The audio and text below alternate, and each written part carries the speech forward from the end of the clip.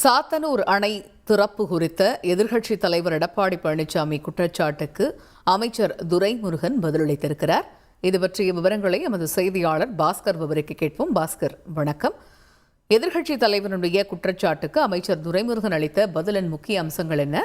விரிவா விவரிங்க. சாத்தனூர் அணையினுடைய மொத்த கொள்ளளவு என்பது 119 அடியாக இருந்தது. 110 அடி 25ஆம் தேதி எட்டியதை தொடர்ந்து முதல்கட்ட வெள்ள அபாய எச்சரிக்கை என்பது சாத்தனூர் அணை உதவி செயற்பொறியாளர் அவர்கள் மூலமாக நீர் வெளியேற்றும் விதிகளின்படி அறிவிக்கப்பட்டது என்பதை தெளிவுபடுத்தியிருக்கிறார். அதைத் தொடர்ந்து அணைக்கினுடைய நீர்வரத்து தொடர்ச்சியாக வந்தவனம் இருந்ததன் காரணமாக சாத்தனூர் அணை நீர்மட்டம் அளவானது படிப்படியாக 110 அடியிலிருந்து 117 அடியாக 30ஆம் தேதி பராமரிக்கப்பட்டதையும் சுட்டிக்காட்டியிருக்கிறார். 1ஆம் தேதி இந்த பெஞ்சால் புயல் காரணமாக கரையை கடக்கும் போது அதிதீவிர கனமழை என்பது இருந்தது. பிற்பகல் 2 மணி அளவுல சாத்தனூர் மற்றும் அணையினுடைய நீர்பிடிப்பு பகுதியில் அது பெரும் மழை பெய்தது.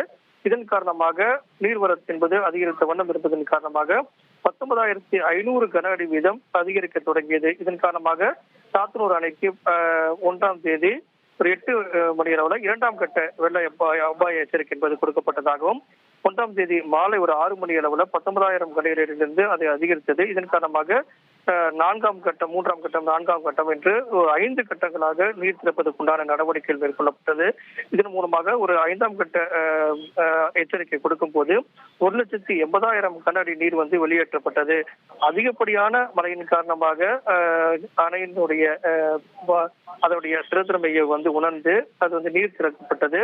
ஒருவேளை நீர் அந்த அணையிலிருந்து திறந்து விடாமல் இருந்தால் பெருமழையால் சாத்தனூர் அணைக்கு ஆபத்து ஏற்படாமல் முன்னெச்சரிக்கை நடவடிக்கை எடுக்கப்பட்டதாகவும் அணைக்கு ஆபத்து ஏற்படாமல் இருப்பதற்காக ஒரு நடவடிக்கை ஏற்படுத்தப்பட்டது. இருந்தாலும் இதை புரிந்து கொள்ளவில்லை.